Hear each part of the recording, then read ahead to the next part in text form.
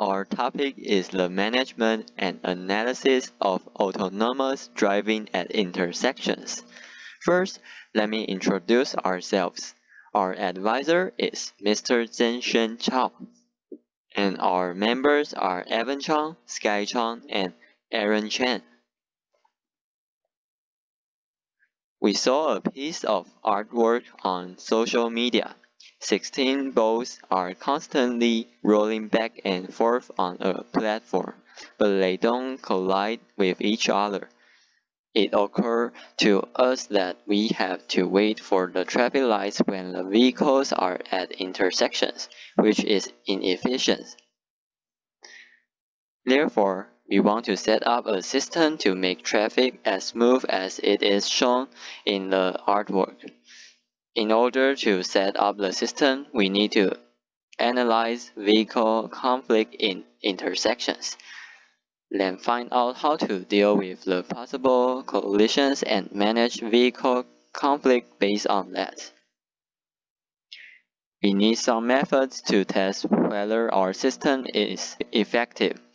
One of them is to compare the different fuel consumption, driving efficiency, and accident rates with and without our system, which is under the same map environment setting and different traffic densities. Another method is analyzing the effect when running the system in congested road models. This system analyzes the data obtained from the color simulator rather than actual testing in real environments. It mainly analyzes the situation of the vehicle conflict at the intersection and calculates the impact of each vehicle waiting at the intersection to work out the most efficient way of passing vehicles. The classification is based on four-leg intersections, the number of vehicles, and the maximum of 4 vehicles. This is the intersection we choose, numbered from 1 to 4, from bottom right to top left. N refers to none, S refers to straight, L refers to left, and R refers to right. This is the classification of the situation about vehicle conflict. You can scan the QR code if you want to know more details. We use Carla to simulate our environment and Python to program our code of the system. We get the route of turning right, turning left, or going straight on each road by A-star algorithm. This is our code that can test whether collisions would occur in the vehicle conflict situation we choose or not. We take advantage of this code to test those 70 situations we sorted and sort them by the test result. These are the final test results. The worst collision means that collisions happen in those situations, while no collision means the collisions didn't happen. This is one of the situations that collisions will happen.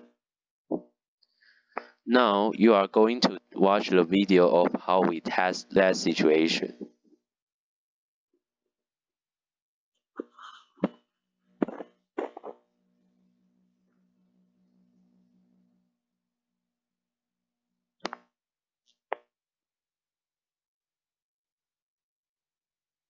Besides knowing whether collisions happen, we also need to know the maximum time intervals for two cars to collide, and it needs to be collected because vehicles will not go into the intersection at the same time in the real world.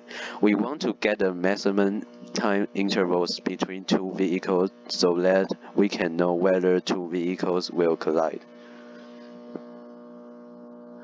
In order to get the maximum time intervals, we test 7 situations in which there are only 2 vehicles and collisions will happen. Let's take a look at the picture. Take NNSS for example. Collisions will happen when vehicle 3 is faster than vehicle 4, and the time interval was less than 992 units. Also, when vehicle 4 is faster than vehicle 3, and the time interval was less than 280 units, collisions will happen. The strategy of our system is based on the following steps. First, sensors will be used to detect the area of the intersection. For the sake of safety, the area detected will be bigger than the intersection itself. How long the safety distance is will be based on the processing time of our system. Next, the system will find the nearest vehicle in each of the 4 rows in the intersection, if there is a vehicle enters the area. Third, the system will calculate the weightings of each vehicle with a formula and calculate the cost of each strategy. Our research focus is to find out the formula. The formula will look like this. Some factors plus or multiply together. We need to find out factors that we should consider in a formula, and the best coefficient ratio for it. We want to use the above data to have a preliminary formula, and then improve our system with reinforcement learning. We expect it not only to reduce energy consumption and accident rate, but also to increase efficiency.